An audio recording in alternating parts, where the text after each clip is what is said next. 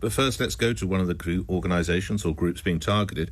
Fiona Atkinson is a spokesperson with Just Stop Oil and joins me now. Thank you for coming on the show. Let's first check on the health of your colleague. Do we know how is the foot or the leg? Good morning to you. Good morning, and thanks for having me on the show, Nick. Yes, I understand that it's okay, painful, but okay. Okay, right. Thank you for asking. No, not at all. Let's move on, because although I don't necessarily support the tactics of your colleagues, I don't want any of them being hurt. That's not acceptable. Let's move to these new laws, if I may, Fiona Atkinson. Your view and how you think your colleagues will react, because it is definitely, I would suggest, a toughening up of laws.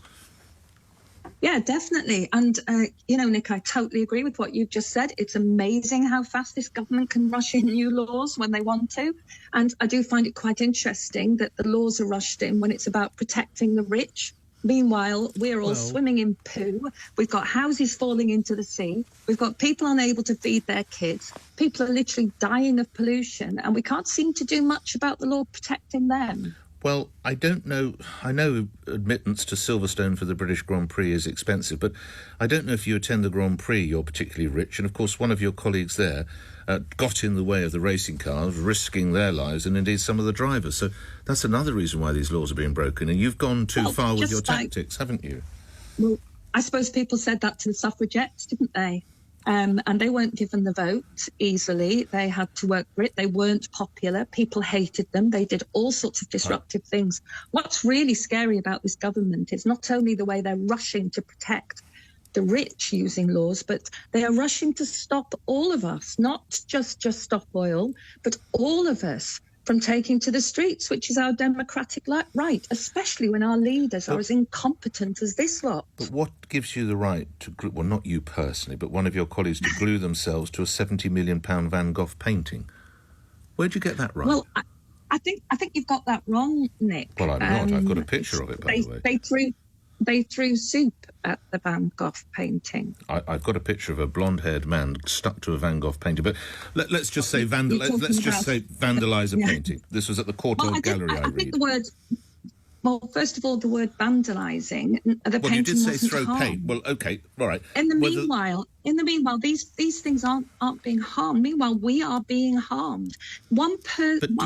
Sorry to talk over you. A person is dying in the east of Africa every 32 seconds because of climate breakdown. Okay. Because the climate breakdown threatens everything. We just had Tom Tugendhat on, and he was talking about our economy. Our economy is threatened by climate breakdown. Do you not see? We're not. The tactics that Just Stop Oil have. This is why these laws are required, because you've gone too far.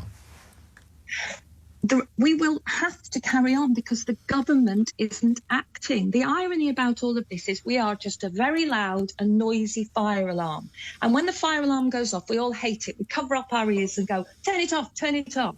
But we don't turn it off until we know that we're on top of it. We've sorted out the fire. Now, this government is ignoring all the fire alarms that are coming from the scientists, not just us, Nick.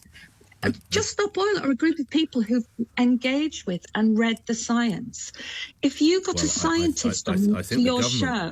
The government would say, of course, that they're moving faster than they were, that they're outlawing all the necessary, the fuel exploration, and that they want to be in a situation, indeed, they brought the deadline forward to, I think, 2050, haven't they now, that they want these And they're opening over 100 new oil and gas fields. They're granting the licenses to them. They're like people who are standing outside a fire throwing petrol on it. They are literally throwing petrol on a fire that is killing people.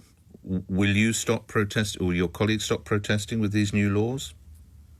No, we will carry on, because you know what sadly will happen as we move into a summer of more droughts, more wildfires and more food shortages. I think people will begin to understand.